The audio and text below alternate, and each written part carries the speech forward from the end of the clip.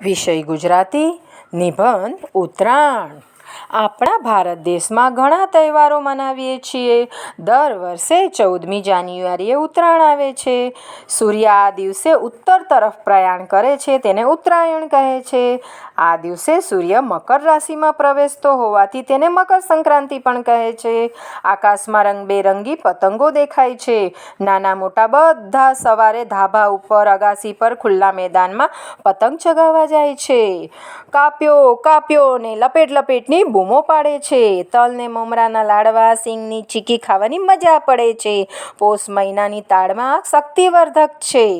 આ દિવસે ગરીબોને દાન કરે છે, ગુપ્તદાન પણ કરે છે। ગાયને ઘાસ ને લાડવા ખવડાવે છે, એની પૂજા કરે છે।